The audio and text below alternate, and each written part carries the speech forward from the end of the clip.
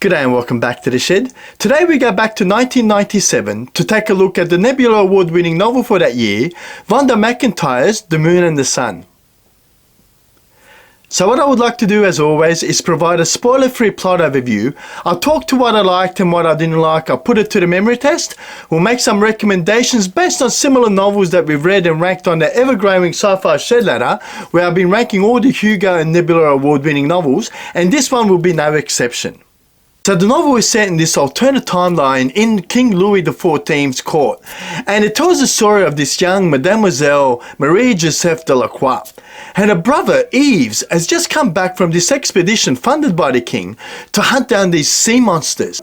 And it's believed that anyone consuming the flesh of these sea monsters will have eternal life. So the king is sort of very interested in this. So Yves come back with two creatures, one dead in a crate and the other one still alive. So Marie-Joseph has been asked to assist with the dissection by taking drawings of the process that takes place, because she's this talented artist, and as she's drawing, she's also taking care of the remaining sea monster, the one that is still alive, and she soon realizes that this is not a sea monster but a sea woman, and she's sentient and she's aware, and I can actually communicate, or at least she believes that she communicates with this sea monster, and she refuses to treat her like a monster that everyone believes that she is, and treats her like an equal. And it doesn't take long for her to start to really form a bond with this sea monster or this sea woman. So the scene is really set. We have Marie-Joseph forming a friendship with this sea creature and arguing with her brother Yves, who soon starts to challenge his own understanding of these sea monsters, because her brother Yves is also a priest, and we have the Pope and the church involved now in trying to confirm the status of these sea monsters, all against this powerful figure in King Louis XIV, who was searching for immortality, but also a very powerful figure. And it all sort of comes to a crunch in a rather fascinating story. So what is there to like in Vonda McIntyre's The Moon and the Sun? In the book version that I read, it's got an interview at the back of the book that tells Vonda McIntyre's experience going to a screenwriter's class, and it's rather interesting because she tells the story of how she went through this process. So a rather interesting interview. I'll see if I can hunt it down, and I'll put a link to it in the description here. But it was rather interesting because she was sort of writing this with the view of making a movie of sorts, and that was my first and foremost experience reading this one, that I thought, this is just really wonderfully done. The writing is so lyrical, it's so descriptive, that it really put me into the setting of this King Louis XIV court, and I could see, by her description of the clothing that they were wearing and life in the court, I mean, that really stood out for me as something that would look wonderful on the big screen. Now, I know a movie has been made of this. I haven't seen the movie, so I'm not quite sure how well it was sort of translated into a movie. But that was definitely one of the things I really enjoyed this. It came to life with her descriptions of how wonderful the clothing and the scenery was in the King Louis XIV court. At least the way she portrayed it, that was a highlight for me. Now, the other thing I really enjoyed was the mixture of alternate history and romance. Now, I'm not a romance buff. I don't really enjoy romance novels. It's not something I really enjoy in my novels at all. So I was sort of surprised by the mixture of this alternate history and romance, because I sort of thought it worked really well. I mean, Marie-Joseph, the main protagonist in the novel, has a really strong friendship that evolves into love with this Count Lucien, who's not what you would call your typical hero. And I thought the two really worked well. And the other thing I really enjoyed was the actual political intrigue and the court politics that took place in this particular novel.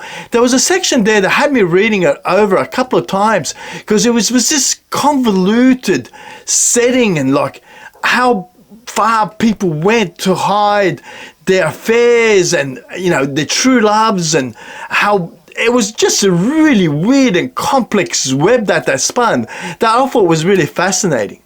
The other thing I enjoyed was the themes that were covered in this one, because it had themes that covered, science versus religion and power versus innocence, that was also reflected in the characters themselves. So I thought it was a really good blend of themes and characters that made it a real highlight, because we had, this King Louis XIV, who was this really powerful figure, historically accurate figure from what I sort of read about King Louis XIV. Some of the atrocities that he did in his role, believing it to be the best for his country. And we had this very naive and innocent Marie Joseph, and we had her brother Yves, who was this priest who was also a very scientific person, against this atheist dwarf in Count Lucien. So I thought there was a really good balance between the themes and the characters, was a real highlight. So that's a fair bit of positive praise for this one. So what didn't I like in this one? And look, for me, it'd have to probably be the main protagonist, Marie Joseph Delacroix. I mean, I thought was too naive to be believable. Too innocent to be believable. It was just too far one way that I couldn't really connect with this character, which was a real disappointment. Now, I don't know if that's going to be my experience alone, but I'm going to share it with you as a dislike, because I suspect there'll be quite a few out there that may read this novel feeling the way that I did.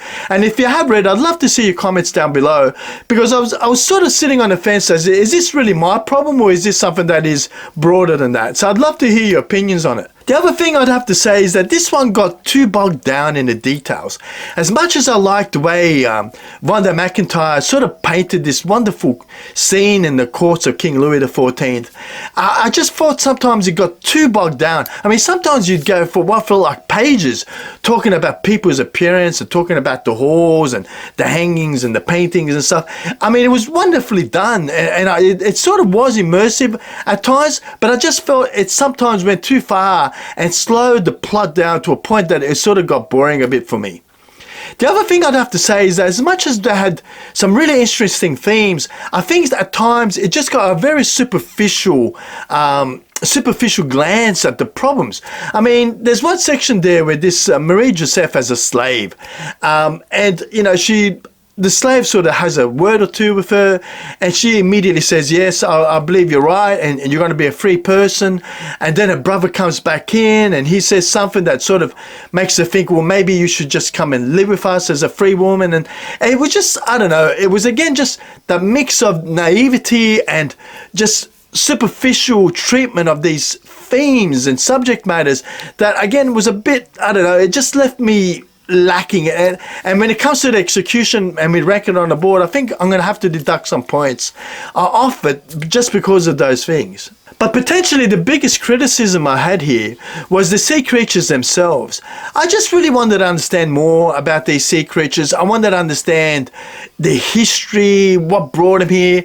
And I know that this novel was written on a short novel that Vonda McIntyre did, a short story that was written like a true science history, like a biology text of sorts.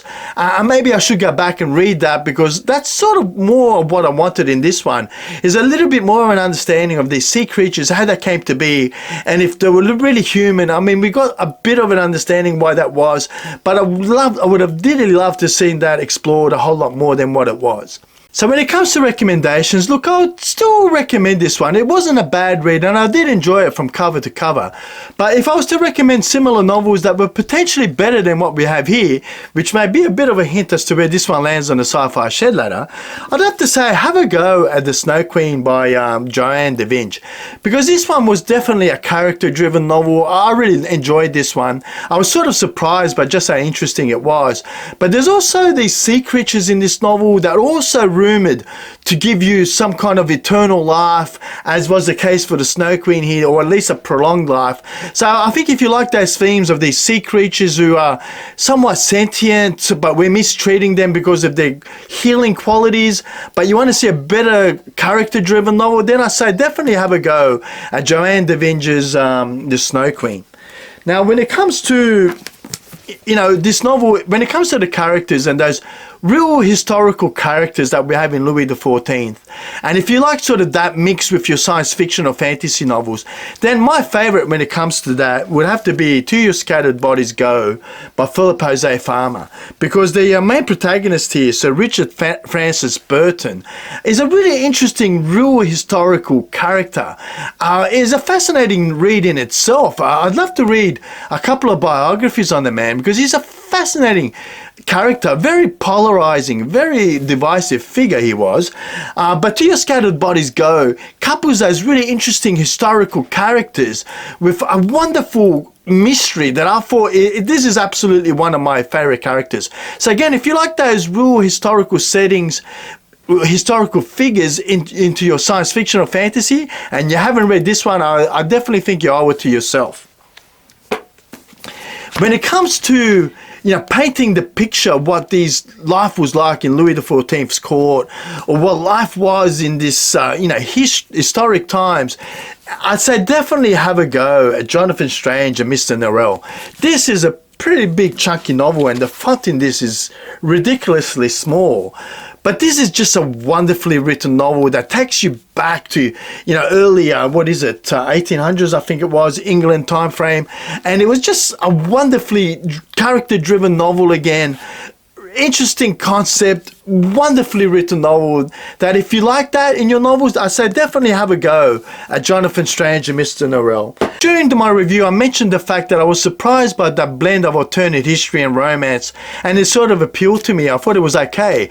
I'd say if you like that, then take a look at The Quantum Rose by Catherine Asaro, because this takes a very deep science fiction theme and couples it with romance. It's sort of loosely based on the Beauty and the Beast themes. It's very loosely based on that, but if you sort of enjoy that romance and science fiction flavor to your novels, I'd say have a go at this.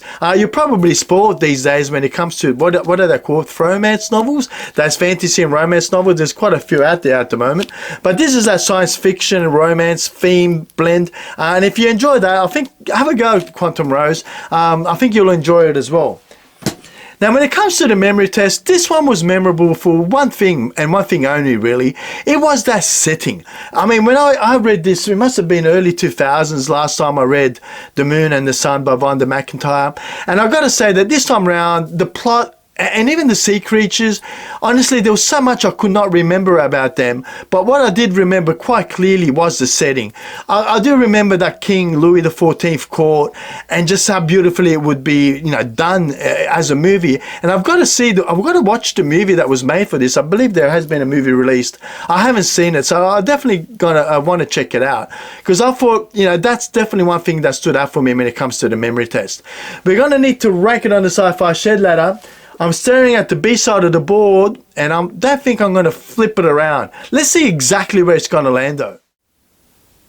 So we're back to the Sci-Fi Shed ladder to rank today's 1997 Nebula award-winning novel, Vonda McIntyre's The Moon and the Sun. And I'm looking at the B-side because right on top there, on the second from the top, we've got The Snow Queen by Joanne da Vinci. And when I look at the criteria that I've documented down below, I think we're definitely looking at the right side of the board, because I can't see this one surpassing that one, purely based on the characters. I thought they were wonderful characters. We had similar themes when it comes to those sea creatures and immortality, but from the two, I would definitely give it to the Snow Queen. Maybe the other one we could take a look at would be The Quantum Rose by Catherine Asaro, because that also had some really interesting, hard science concepts with this blend of romance and science fiction that was really interesting and approachable. And I say as a concept, I thought it was a stronger concept, so I'm going to give it to Catherine Asaro.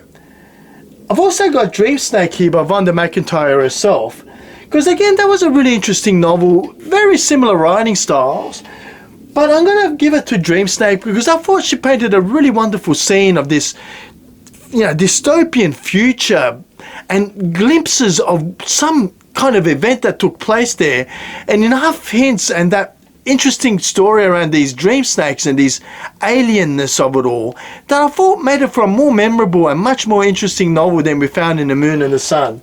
So I'm going to have to give it to Vonda McIntyre over herself in The Moon and the Sun, but definitely give it to Dream Snake in this one.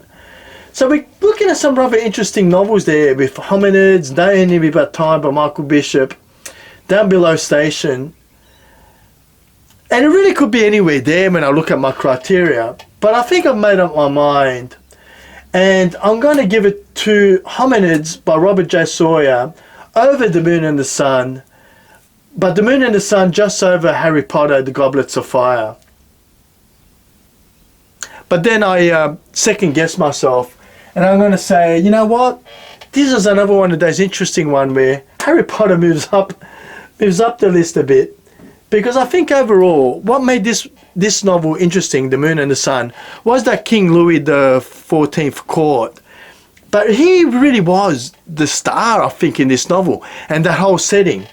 But as a science fiction reader, I want to see more of these sea creatures. I want to see more of the science fiction or fantasy. As much as I like that alternate timeline and historically accurate characters, as a science fiction fantasy reader, I think I want to see more fantasy. I wanted to know more about these creatures. And Harry Potter didn't leave you, in J.K. Rowling's novel, did not leave you hanging for that. That was a true fantasy novel and it was appealing in itself. So I'm going to have to give it to J.K. Rowling, slightly over The Moon and the Sun by Vonda McIntyre. But I will give it the edge over The Healer's War and the ones that followed. So there you have it, an interesting novel. Now, I've not read a whole lot of Vonda McIntyre. Have you? Well, where would you rank this one if you have?